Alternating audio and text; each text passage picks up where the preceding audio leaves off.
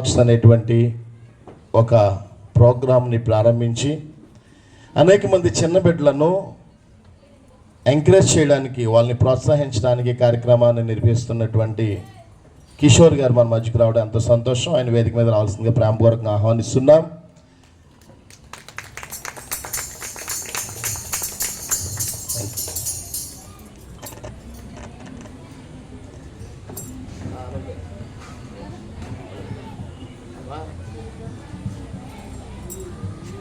అందరం కూడా ఆయనకు మన యొక్క సమస్తాన్ని, మన చేతులను, అయ్యా నా చేతుల్లో ఏమీ లేదయ్యా, నేను వట్టి వాడను అని ఆయన చేతులకు మన యొక్క జీవితాలను అప్పగించుకున్నట్లయితే ఆయన మన ఎడ్ల తన కరుణావాత్సల్యత చూపించి ఆయన వాక్యంతో మాట్లాడతారు.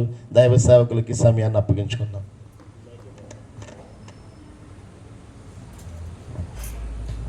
Praise the lord. Hallelujah, hallelujah.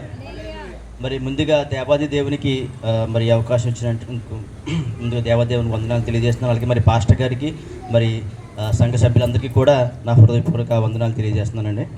మరి వాక్య ధ్యానం చేద్దాం. మరి ఎవరో కూడా హల్లెలూయా అంటే హల్లెలూయా చెప్పట్లేదు, టీ తాగుతున్నారు మొన్న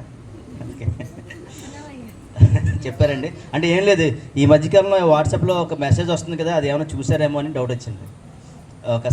ఒక దైవజనులు చెప్తారనమాట, హల్లెలూయా అంటే ఏంటండి అర్థం? హల్లెలూయా అంటే ఏంటి? దేవునికి స్తోత్రం. మరి దేవునికి స్తోత్రం అంటే మళ్ళీ మీరు దేవునికి స్తోత్రం చెప్పడం ఏంటి, అలా చెప్పకూడదు అన్నట్లుగా మాట్లాడాడు ఆయన. అంటే మనం ఏదన్నా దేవునికే స్తోత్రం అంటే మీరేమంటున్నారు? దేవునికే స్తోత్రం అంటున్నారు కదా.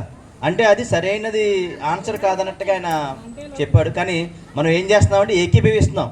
దేవునికి స్తోత్రం అంటే మీరు కాదంటలేదు కదా, దేవునికి స్తోత్రం కాదంటలేదు కదా, ఇదంటే సైలెంట్గా ఉండలేదు కదా. దేవునికి స్తోత్రం అంటే ఏమంటున్నారు మీరు?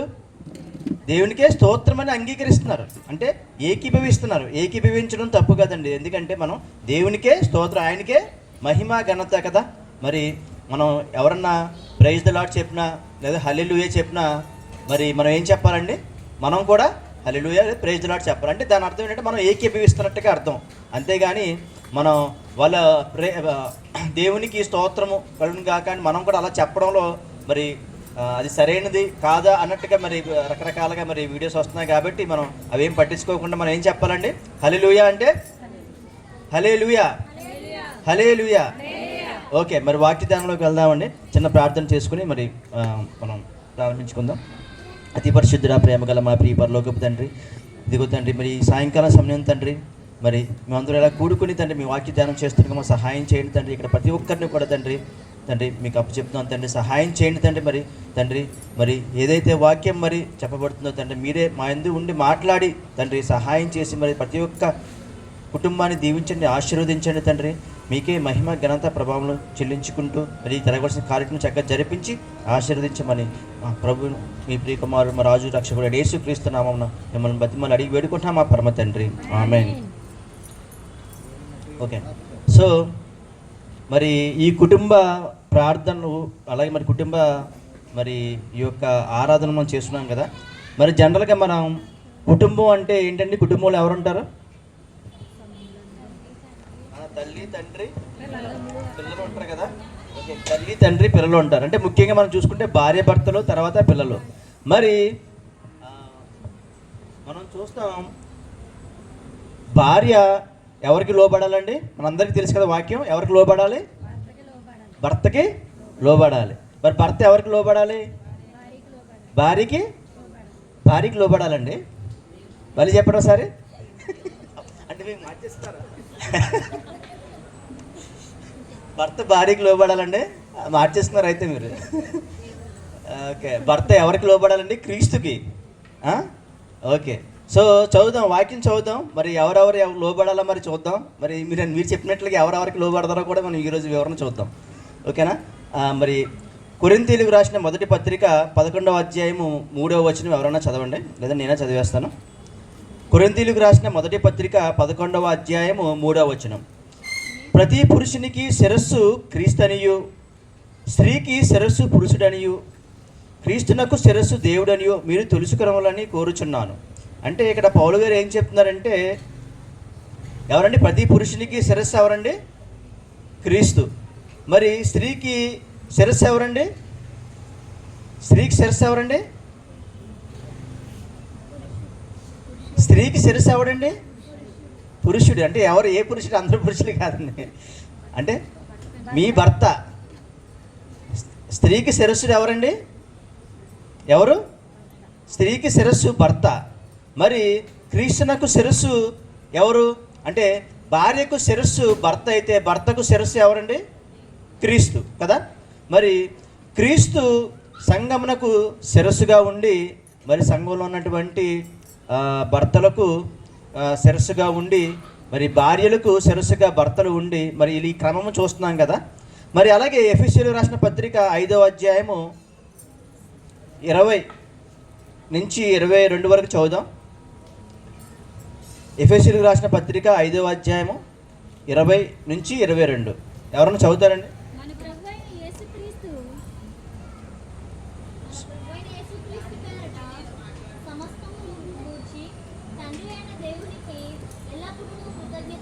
కాదు, ఎఫెసీయులకు రాసిన పత్రిక 5, 20, 22 అదేనా? ఓకే. స్త్రీలారా అని ఉందో చూడండి సార్.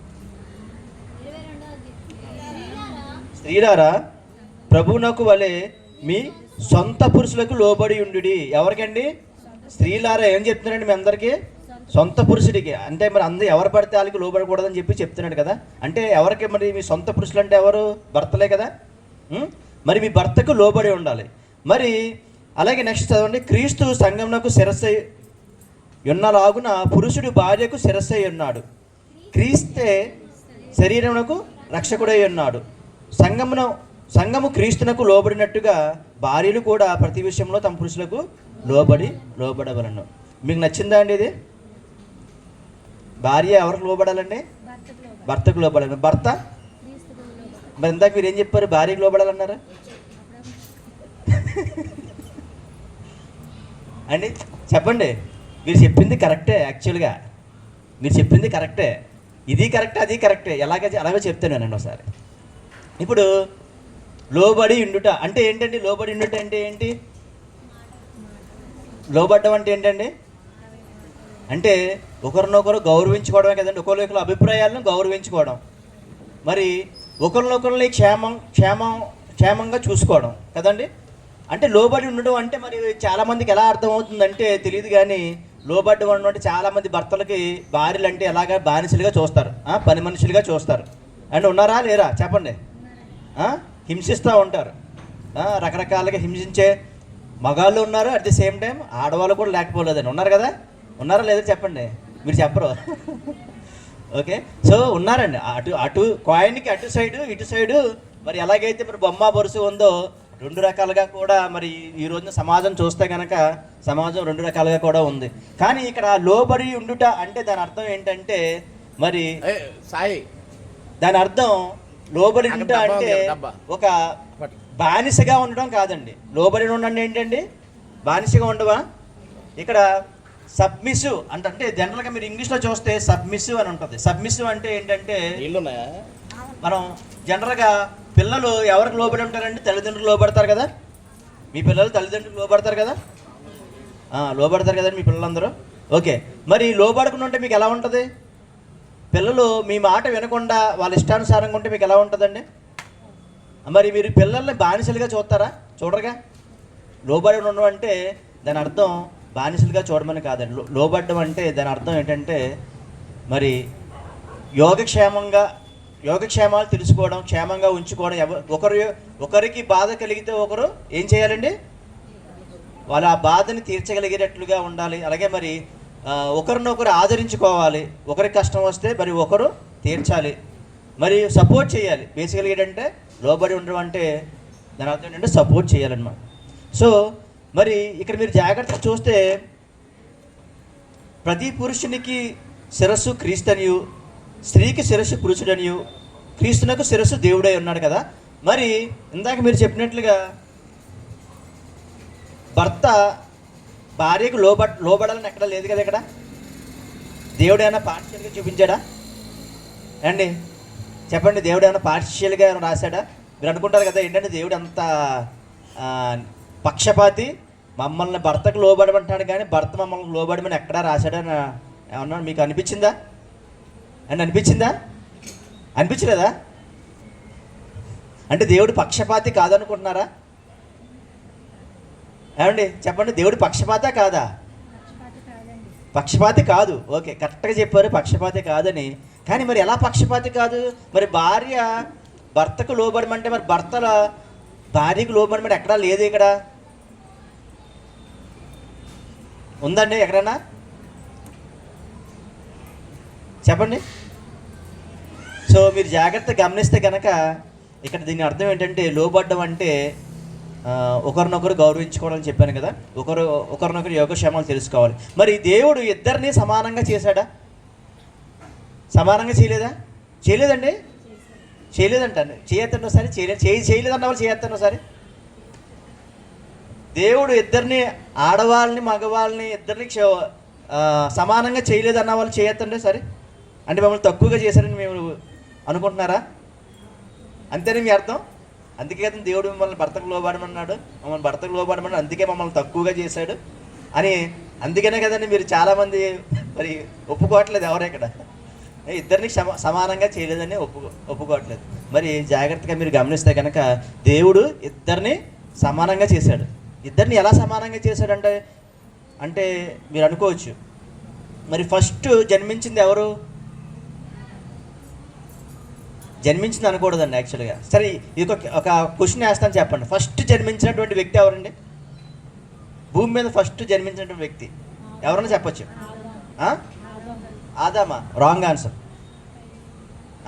కయ్యను. ఒకసారి చప్పట్లు కొట్టండి అందరూ. ఓకే, కరెక్ట్ ఆన్సర్ చెప్పింది. నేనేమన్నాను? జన్మించిన అన్నాను. అంటే ఏంటి? జన్మించడం. మరి ఆదాము జన్మించాడా? దేవుడు తయారు చేసుకున్నాడు అండి. దేవుడు తయారు చేసుకున్నాడు. మరి చాందిని కరెక్ట్గా చెప్పింది ఆన్సరు. ఫస్ట్ పుట్టినటువంటి వ్యక్తి ఎవరంటే కయ్యను. సో మరి ఆదాము దేవుడు తయారు చేసుకున్న తన స్వరూపంలో తయారు చేసుకున్నాడు. మరి అవ్వ ఎలా తయారు చేయబడ్డది మనందరికీ తెలుసు కదా. పక్కటెముక. అవ్వ పక్కటెముక ఆదాము పక్కటెముక తీసి మాంసం కూడా తీసి మరి అవ్వను తయారు చేశాడు కదా. మరి అవ్వ కూడా పుట్టలేదు కదా. అవ్వ కూడా పుట్టలేదు. మరి ఇద్దరు ఏక శరీరం కలిగి ఉండమని చెప్పాడు లేదా? అంతే కదండి. ఇప్పుడు అవ్వని దేవుడు చేశాడు, అలాగే ఆదామును కూడా దేవుడు చేశాడు. మరి అవ్వని దేవుడు ఏమైనా మట్టితో చేశాడా? నీళ్ళతో చేశాడా? మీరు ఈ సృష్టి ఆరంభంలో ఆదికాండంలో చూస్తే ఈ సృష్టిలో ఉన్నటువంటి పక్షులు దేంతో చేయబడ్డాయండి? పక్షులు కానీ చేపలు కానీ నీటితో చేయబడ్డది. మీరు చదివితే కనుక నీటితో పక్షులు చేపలు నీటితో చేయబడ్డాయి. మరి జంతువులు అవి కూడా మట్టితో చేయబడ్డాయి జంతువులు. మరి ఇక్కడ మీరు జాగ్రత్తగా గమనిస్తే మరి అవ్వ దేంతో చేయబడ్డదండి? అవ్వ చేయబడ్డది ఎవరితోని? ఆదాముతోనే. ఆదాముతో అంటే సమానం. అంటే ఇద్దరు ఏంటండి? ఇద్దరు సమానము. దేవుడు నిష్పక్షపాత కాదు కదా. మీకు అర్థమవుతుంది నేను చెప్పేది. దేవుడు నిష్పక్షపాత అయితే మిమ్మల్ని ఎక్కడి నుంచి చేయాలి? మట్టి నుంచి చెయ్యాలి. జంతువుల్ని పక్షుల్ని చేసినట్టు మిమ్మల్ని ఎక్కడి నుంచి చేయాలండి? అంటే మిమ్మల్ని అంటే ఆడవారిని ఎక్కడి నుంచి చేయాలి? ఎక్కువ ఆడవారే ఉన్నారు ఇక్కడ. ఎవరో ఇద్దరు కనిపిస్తున్నారు అంతే మగవాళ్ళు. సో ఇక్కడ మరి మిమ్మల్ని ఏమైనా మట్టి నుంచి చేసినా లేదంటే నీళ్ళ నుంచి చేసినా, అదిగో దేవుడేమో ఆదామునేమో చక్కగా చేసి మమ్మల్ని ఏమో మట్టి నుంచి నీళ్ళ నుంచి చేశాడని ఏమో నిష్పక్షపాత కాదు కదండి. దేవుడు ఏం చేశాడండి? ఇద్దరిని సమానంగా చేశాడు. ఇద్దరిని సమానంగా చేసి ఇద్దరిని సమానంగా ఆశీర్వదించి ఈ భూమిని అభివృద్ధిపరిచి ఫలింపచేయమని ఇచ్చాడు కదా. మరి ఇక్కడ చూస్తే కనుక మనం జనరల్గా చాలామంది ఏమనుకుంటారంటే దేవుడు నిష్పక్షపాతిగా ఇదిగోండి మమ్మల్ని భర్తలకు లోబడమంటున్నాడు అండ్ అంతే కదండి. భర్తలకి లోబడమంటున్నాడు. భర్త ఏమో క్రీస్తుకు లోబడమంటున్నాడు. మరి క్రీస్తు సంఘానికి శిరస్సై ఉన్నాడు. మరి భర్త మాకు లోబడమని ఎక్కడ లేదు కదా అని అనుకుంటారు కదా. సో జనరల్గా ఏంటంటే దేవుని ఉద్దేశం ఏంటంటే ఇక్కడ అక్కడ చైన్ చెప్తున్నాడు అనమాట. అంటే ఒక హైరార్కీ చెప్తున్నాడు. ఒక హైరార్కీ అంటే ఏంటంటే ఒక చైన్. అంటే శిరస్సు, సంఘానికి శిరస్సు క్రీస్తు కదా. మరి మరి భర్తకు శిరస్సు క్రీస్తు, మరి భార్యకు శిరస్సు పురుషుడు. మరి ఇలాగ లోబడి ఉండమని అంటే దాని యొక్క హైరార్కీ చెప్తున్నాను అనమాట. అంటే దీని అర్థం ఏంటంటే సబ్మిసివ్. దీని గ్రీకులో లోబడి ఉండుట అని అర్థం ఏంటంటే రెండు రకాలుగా అర్థం వస్తుందండి. రెండు రకాలుగా ఏమొస్తుందండి అర్థం వస్తుంది. రెండు రకాలుగా అర్థం ఏంటంటే ఫస్ట్ చూసినట్లుగా మరి మనం సబ్మిసివ్ అంటే లోబడి ఉండడం అంటే ఏంటంటే వాళ్ళ యొక్క హైరార్కీలో వాళ్ళ యొక్క విధులు నిర్వర్తిస్తూ మరి దేవునికి అనుకూలంగా ఆయన చెప్పినట్టు మన భర్తలకి లోబడి ఉండడం, అంటే భర్తను ప్రేమించడం, మరి భర్తలకి మరి అవసరతలు తెలుసుకోవడం. మనం అన్ని సింపుల్గా చెప్పాలంటే మీకు ఒక ఎగ్జాంపుల్ ద్వారా కూడా చెప్తాను. సరే, మరి రెండో అర్థం ఏంటంటే గ్రీకుకి రెండో అర్థం ఏంటంటే ఆరిజిన్. ఆరిజిన్ అంటే ఏంటంటే మూలం. ఏంటండి మూలం అంటే దేవుడు లోబడి ఉండుట అనే గ్రీకు ఒక అర్థం ఏంటంటే మూలం. అంటే మరి స్త్రీకి మూలం ఎవరండి? స్త్రీకి మూలం ఎవరు? పురుషుడే కదా. కానీ స్త్రీకి ఎవరో మూలం? పురుషుడే కదా. హవ్వ ఆదాము చేత సృష్టించబడ్డది కదా, అంతే కదండి. మరి హవ్వ ఆదాముతో సృష్టించబడ్డ మరి దేవుడు నిజంగా మరి ఎంత గొప్పవాడంటే మరి ప్రతి మగాడు కూడా ఆడవాళ్ళకే పుట్టాలండి, అంతే కదా. మీకు అర్థమవుతుందా?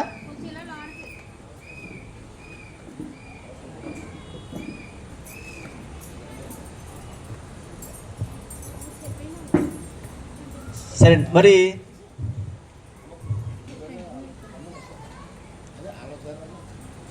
మరి స్త్రీకి మూలము ఆదామైతే మరి ప్రతి మగాడు కూడా ఎవరికి పుడుతున్నాడండి? ఎవరు పుడుతున్నారు? స్త్రీకే కదా. ఈ వాక్యం చదువుకుందాం. 1 కొరింథీయులకు రాసిన పత్రిక 11వ అధ్యాయము 11వ వచనం చదవండి. 11వ అధ్యాయము 11వ వచనం. అయితే ప్రభువునందు స్త్రీకి వేరుగా పురుషుడు లేడు, పురుషునికి వేరుగా స్త్రీ లేదు. మళ్ళీ చదవండి నెక్స్ట్. స్త్రీ పురుషుని నుండి ఎలాగూ కలిగెనో అలాగే పురుషుడు స్త్రీ మూలంగా కలిగెను. అంటే ఇక్కడ మీకు అర్థమవుతుందా? స్త్రీ పురుషుని నుండి ఎలాగూ కలిగెనో అలాగే పురుషుడు స్త్రీ మూలంగా కలిగెను, కానీ సమస్తమైనవి దేవుని మూలంగా కలిగెను. అంటే దీని అర్థం ఏంటంటే సమస్తము దేవుని మూలంగా కలిగెను అంటే ప్రతిదీ అందరినీ చేసింది దేవుడే. మరి అందుకే ఇక్కడ దేవుడు నిష్పక్షపాతి కాదు. మరి పురుషుడిని చేసింది కూడా దేవుడే, స్త్రీని చేసింది దేవుడే. మరి పురుషుడు పుట్టాలంటే మరి స్త్రీ కావాలి. అంటే ఇక్కడ స్త్రీని ఎక్కడా తక్కువ చేయలేదండి. స్త్రీని ఎక్కడైనా తక్కువ చేశాడా? చేయలేదండి. స్త్రీని ఎక్కడా తక్కువ చేయలేదు. మీరు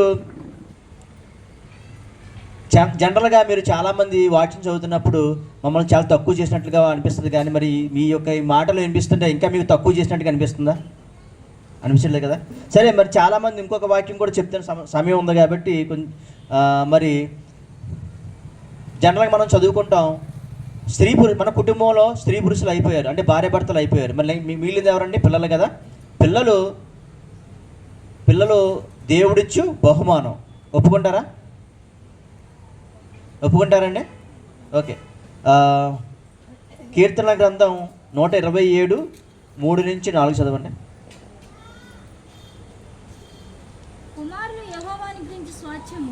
కుమారులు యెహోవా ఇచ్చు స్వాస్థ్యము, గర్భఫలము ఆయన ఇచ్చు బహుమానమే.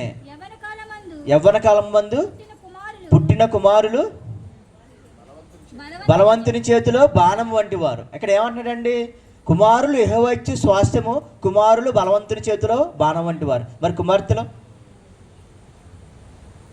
మరి ఇక్కడ కూడా దేవుడు పాఠశాలలో జీవిస్తున్నారు కదా అండి, అంతేనా? సో మీరు జాగ్రత్తగా గమనిస్తే ఇది భాషాంతరం చేసినప్పుడు కుమారులను రాయబడ్డది, కానీ ఒరిజినల్ లాటిన్లో ఒరిజినల్ గ్రీక్లో దాని అర్థం ఏంటంటే చిల్డ్రన్. అక్కడ చిల్డ్రన్ అని రాయబడ్డది, కానీ అక్కడ కుమారులు. మనం భాషాంతరంలో తెలుగులో ఏం రాయబడ్డదండి? కుమారుడు అని రాయబడ్డది, కానీ ఇది భాషాంతరం తప్పిదం.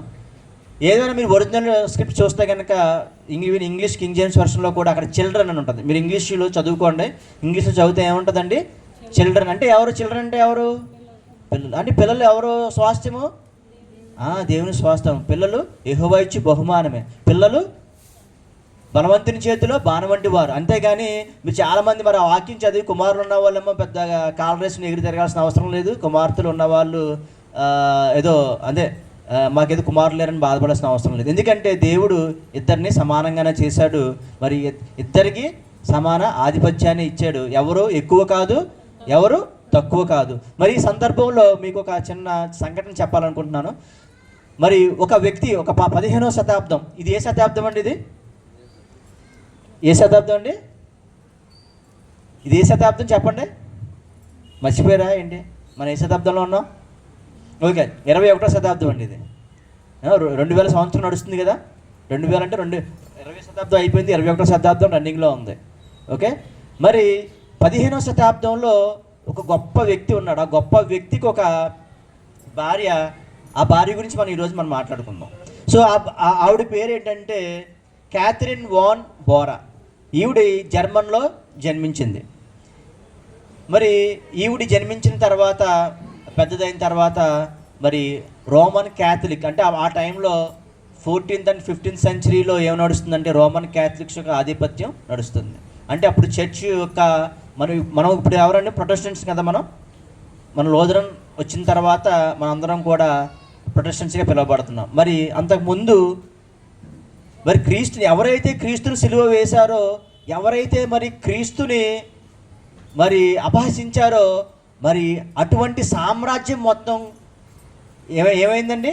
క్రైస్తవ దేశంగా మారిపోయింది. ఎందుకంటే నిజమైన క్రీస్తు అని తెలుసుకున్నారు వాళ్ళు, రోమన్స్. నిజమైన క్రీస్తు అని తెలుసుకుని మొత్తం సామ్రాజ్యం మొత్తం దేశం మొత్తం మరి క్రైస్తవ దేశంగా మారిపోవడమే కాకుండా వాళ్ళు ఎస్టాబ్లిష్ చేసినటువంటి చర్చ్ ఏంటండి? Roman Catholic church.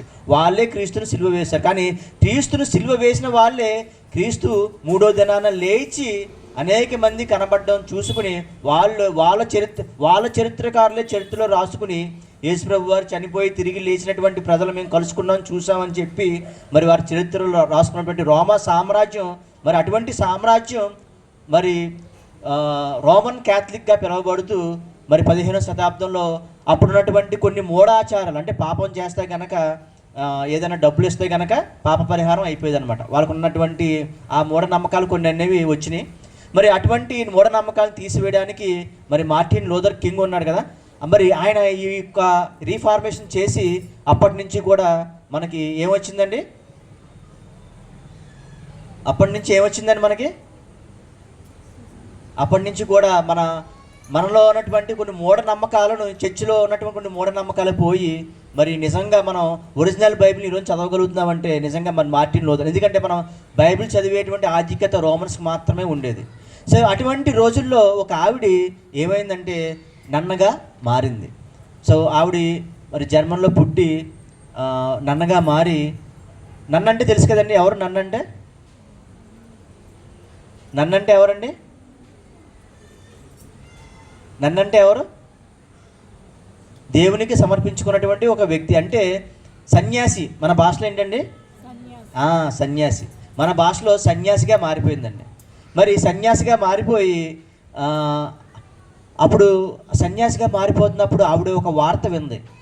ఆమె ఏం వార్త విందంటే మార్టిన్ లూథర్ అనేటువంటి ఒక గొప్ప వ్యక్తి 95 సంస్కరణలు, అంటే 95 థీసిస్ అనమాట. థీసిస్ అప్పటి రోమన్ క్యాథలిక్ చర్చిలో ఉన్నటువంటి ఆ యొక్క సంస్కరణలకు వ్యతిరేకంగా ఈయన వేరే సంస్కరణ థీసిస్ని తీసుకొచ్చి మరి ఆ యొక్క చర్చి తలుపుకి వేలాడదీసినప్పుడు అది ప్రపంచవ్యాప్తంగా పెద్ద న్యూస్ అయిపోయింది. మరి అదే న్యూస్ మరి ఈ సన్యాసిగా ఉన్నటువంటి ఈ వ్యక్తి విన్నదనమాట. మరి సన్యాసులు ఎక్కడ ఉంటారండి?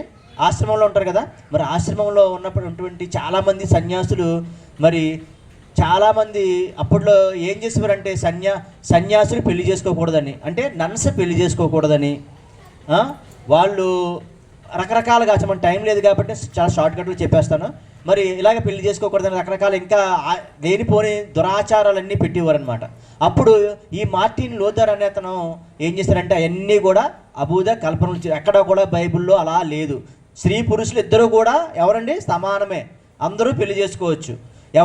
దేవుడు ఎవరిని తక్కువ చేయలేదు. స్త్రీ పురుషులు అందరూ సమానమే. పిల్లలు కూడా మగవాళ్ళు తేడా లేదు, అందరూ సమానమైన సంస్కరణలు తీసుకొచ్చి బైబిల్లో ఉన్నటువంటి సత్యాలను ఆయన తీసి వెతికి అందరికీ చూపించారన్నమాట.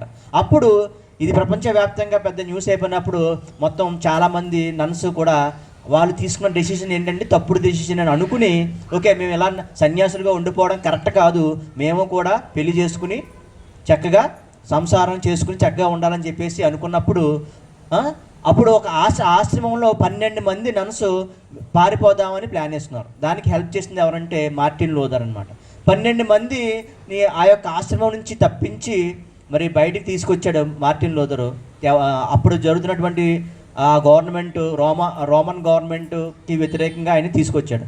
సో ఇలాగ 12 మందిలో 11 మంది బయటకు వచ్చిన తర్వాత కొంతమంది ఆల్రెడీ పెళ్ళైన వాళ్ళు మళ్ళీ వాళ్ళ యొక్క హస్బెండ్ని కలుసుకుని ఫ్యామిలీస్ కంటిన్యూ చేస్తారు, కొంతమంది పెళ్లి చేస్తున్నారు. కానీ ఒకే ఒక వ్యక్తి, ఇప్పుడు చెప్పుకున్నటువంటి ఈ వ్యక్తి క్యాథరిన్ వాన్ బోరా అనేటువంటి వ్యక్తి పెళ్లి చేసుకోలేదు. సో పెళ్లి చేసుకోలేదు, కానీ బయటకు వచ్చిన తర్వాత పెళ్లి చేసుకుందామని ఒక అతన్ని ప్రేమిస్తే అతను మోసం చేస్తాడు. అతను వేరే ఆవిడ్ని పెళ్లి చేసుకుంటాడు. అప్పుడు ఈవిడి చాలా బాధపడుతూ ఉండగా మరి మార్టిన్ లూథర్ ఈమెకి వేరే సంబంధాలు చూస్తాడనమాట. వేరే సంబంధాలు చూస్తాడు కానీ ఈమె చేసుకోకపోతే ఇలాగ కొన్ని సంవత్సరాలు గడుస్తూ ఉంటుంది. సంవత్సరాలు గడిచిన తర్వాత మరి ఈ క్యాథరిన్ అనే ఆవిడ మరి మార్టిన్ లూథర్ని పెళ్లి చేసుకోవడానికి ఇష్టపడుతుంది అనమాట. కానీ మార్టిన్ లూథర్ పెళ్లి చేసుకోవడానికి ఇష్టపడడు. ఎందుకంటే మార్టిన్ లూథర్ పరిస్థితి ఎలా ఉంటుందంటే మరి ఆయన ఒక యంగ్ అని చెప్పలేం, కానీ ఎందుకంటే మరి అప్పటికి చెప్తానండి, ఈయన అప్పటికి చాలా పెద్ద వయసు, అంటే సుమారుగా అప్పటికి 42 సంవత్సరాలు ఈయన పెళ్లి ప్రపోజల్ వచ్చేటప్పటికి. సో మరి ఈ క్యాథరిన్ అన్న ఆవిడకి ఏమో 25 సంవత్సరాలు. సో మరి మార్టిన్ లూథర్ ఎందుకు ఒప్పుకోడంటే ఆయనకి సంపాదన లేదు. ఎందుకంటే ఆయన ఒక ప్రొఫెసర్గా ఇలాగే ప్రీచింగ్ చేసుకుంటూ ఒక యంగ్ అండ్ డైనమిక్గా చెప్పాలంటే ఒక హైపర్ యాక్టివ్గా తిరుగుతుండేవాడు. అంటే హైపర్ యాక్టివ్గా అంటే ఇంకా దేవుని పనిలో చాలా ఇంకా నిష్ణాతునైపోయి ఏ ఒక్క పైసా ఎక్స్పెక్ట్ చేయకుండా ప్రతిదీ కూడా దేవుని యొక్క ప్రీచింగ్స్ అన్నీ చేస్తుండే, కానీ అతనికి సంపాదన అనేది లేదు. అలాగే అతని మీద వ్యతిరేకత అనేది కూడా ఉంది. వ్యతిరేకత అంటే అతను మరి చెప్పాను కదా, రోమన్ యొక్క వాళ్ళకి వ్యతిరేకంగా ఈయన సంస్కరణ తీసుకొస్తే అనేక మంది ఇతనికి శత్రువులుగా ఉన్నారు. ఇలాంటి సందర్భాల్లో ఇతని యొక్క రోజు గడవడమే కష్టం అయితే కనుక మళ్ళీ ఈవిని పెళ్లి చేసుకుంటే నా పరిస్థితి ఏంటని చెప్పేసి ఇతను ఒప్పుకోలేదు. సో మొత్తానికి మరి ఆవిడ చేసిన ప్రార్థన ఫలం ఏంటో తెలియదు, కానీ మొత్తానికి వీళ్ళిద్దరూ పెళ్లి చేసుకుంటారు. ఈ పెళ్లి చేసుకోవడం కూడా చాలామంది అంగీకరించారు. ఎందుకంటే ఒక నన్నని పెళ్లి చేసుకుంటున్నాడు, నన్న నుంచి బయటకు వచ్చినాడు, పెళ్లి చేసుకుంటున్నాడు.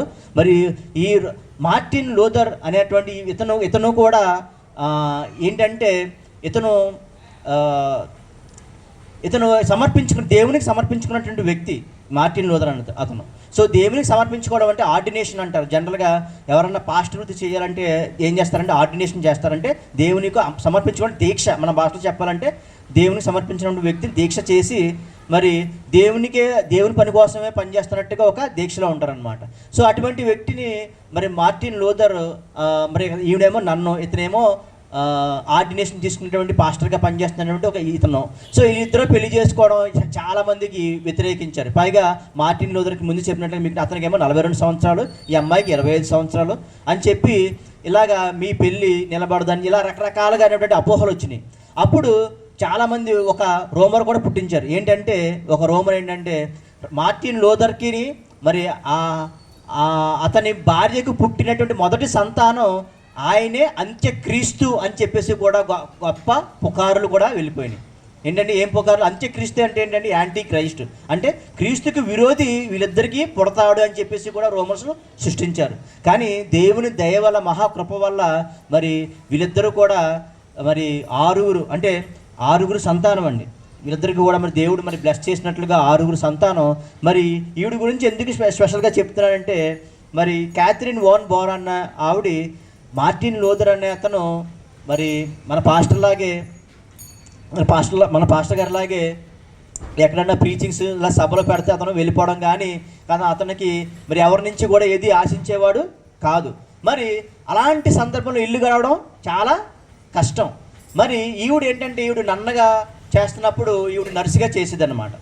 సో నర్సుగా చేస్తూ కొద్దిగా ఆవిడకి డాక్టర్గా కూడా కొంత ఎక్స్పీరియన్స్ ఉంది. సో మరి ఆ రోజుల్లో డాక్టర్గా చేయడం కూడా అప్పుడులో పెద్దగా ఆదాయం కూడా వచ్చేది కాదు. అప్పుడు ఈవిడ ఏం చేసేదంటే ఏం మేపిందండి అంటే మన భాషలో చెప్పాలంటే గేదెలు మేపిందని చెప్పుకోవచ్చు. అంటే ఆవుల్ని. అప్పట్లో వాళ్ళు ఏంటంటే వాళ్ళు ఎక్కువ చీజ్ అది ఇష్టపడతారు, పాలు చీజ్ ఇవన్నీ. సో ఆ గేదెల్ని మేపుకోవడం, పాలు చీజ్ అన్నీ అమ్ముకోవడం, అలాగే పందులను కూడా మేపడం, అలాగే పందులను మేపడంతో పాటు చేపలను పెంచడం, ఇలా రకరకాల పనులన్నీ చేస్తూ కూడా ఈవిడి మరి 6 సంతానం, మరి కుటుంబాన్ని పోషణగా ఈవిడే ఏం చేసేదండి, ఈవిడే సంపాదించేది. మరి మన మార్టిన్ గారేమో ఆయన ఎక్కువ ఈ సంఘ సంస్కరణలు అంటూ తిరిగేవారు. మరి ఈవిడి క్యాథరిన్ అనే ఆవిడ మరి ఈవిడే కుటుంబ పోషణను నిజంగా ఎంతో భారభరితంగా కూడా చేస్తూ కూడా మరి కుటుంబాన్ని పోషిస్తూ మరి అటువంటి రోజుల్లో, అటువంటి భయంకరమైన రోజులు అనమాట. మీకు సమయం లేదు కనుక ముగించేస్తాను.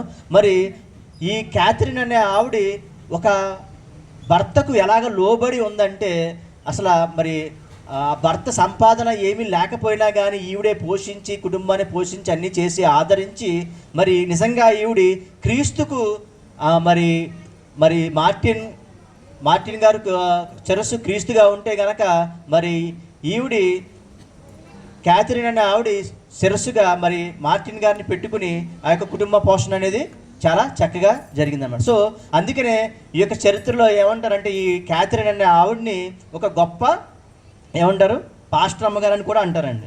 మరి మన పాస్టర్ అమ్మగారు లాగే మరి ఎంతో మరి ఎన్నో కుటుంబం, మన జనరల్గా పాస్టర్ గారే కనిపిస్తూ ఉంటారు కదండి. ప్రతి చోట మనకి ఏం కనిపిస్తూ ఉంటారు, పాస్టర్ గారే కనిపిస్తూ ఉంటారు. కానీ వెనకాల ఉన్నటువంటి పాస్టర్ అమ్మగారు కనిపించరు. ఇప్పుడు పాస్టర్ గారి వెనకాల ఎవరున్నారండి, పాస్టర్ అమ్మగారు. అంటే మరి ప్రతి బాధ మన ఎన్నో బాధలు వ్యతిరేకతలు ఉంటాయి. సంఘాన్ని నడిపించడం అనేది సామాన్య విషయం కాదు. మరి అటువంటి అప్పుడు ఆ యొక్క బాధలను, ఒడిదుడుకులను మరి ముందుకు వెళ్ళడానికి మరి పాస్టర్ గారికి ఇచ్చేటువంటి గొప్ప సపోర్ట్ ఎవరండి, పాస్టర్ అమ్మ గారు. అంటే పాస్టర్ అమ్మ గారి సపోర్ట్ లేకుండా మరి పాస్టర్ గారికి వచ్చినటువంటి అనేకమైనటువంటి బాధలు కానీ, ఇబ్బందులు కానీ, అనేకమంది మరి సమాజంలో చూస్తే కనుక ఈ రోజున ప్రతిదీ కూడా లేనిపోనివన్నీ కల్పించి చెబుతూ ఉంటారు. అటువంటివన్నీ కూడా మరి ఎన్ని వచ్చినా కానీ మరి పాస్టర్ అమ్మ గారు మరి వెనకాల ధైర్యంగా పాస్టర్ గారికి ఉండి మరి ఈ ఒక కుటుంబంగా కట్టబడి కుటుంబంతో పాటు ఇంత పెద్ద సంఘాన్ని ఏర్పరచుకుని నడపడం అనేది అది దేవునిలో మీకు చెప్పాను కదండి, ఒక చైన్ లాగా ఉంటేనే మాత్రమే సాధ్యపడుతుంది. మరి ఈ రోజున ఈ పాస్టర్ గారు ఇలాంటి సభలు నిర్వహించగలగడానికి కారణం మరి పాస్టర్ గారే కాదు, ఆ క్రెడిట్ ఎవరికి వెళ్తుందండి, పాస్టర్ అమ్మ గారు. అంతే. మరి దేవుడు అందుకనే ఇద్దరిని కూడా సమానంగా చేశాడు. అందుకే మనం ఎప్పుడూ కూడా కుటుంబ వ్యవహారంలో కానీ ప్రతి విషయంలో కూడా మనం ఏం చేయాలండి, మనం ప్రతి విషయంలో లోబడి ఉండి, దేవునికి లోబడి ఉండి మన పిల్లల్ని కూడా మనం జాగ్రత్తగా పెంచుకోవాలండి. సో మరి ఇచ్చిన అవకాశాన్ని బట్టి మరి దేవునికి వందనాలు తెలియజేస్తూ మరి పాస్టర్ గారికి కూడా వందనాలు తెలియజేస్తూ కొద్దిగా టైం తీసుకున్నందుకు క్షమించాలి. చక్కని వాక్యాన్ని మనకు అందించినటువంటి దైవ సేవకులకు అందరూ చప్పట్లు కొడుతూ దేవుని నామాన్ని మహింపడతాం. ఎందుకనంటే ఆయన సాఫ్ట్వేర్ జాబ్ చేస్తూ ఇంగ్లీష్ మీడియం, ఇప్పుడు ఈయన తెలుగులో రాసుకోలేదు, ఇక్కడ నేను చూశాను స్క్రిప్ట్ కూడా ఇంగ్లీష్లోనే ఉంది. అంటే ఆ ఇంగ్లీష్లో ఉన్నటువంటి ఆ ఇంగ్లీష్లో ఉన్నటువంటి విషయాలను మనకు తెలియపరుస్తూ చక్కగా వాక్యాన్ని మనందరికీ అర్థమయ్యే రీతిగా చెప్పినటువంటి దైవ సేవకులు కిషోర్ గారికి నా హృదయపూర్వకమైన నిండు వందనాలు తెలియజేసుకుంటున్నాను.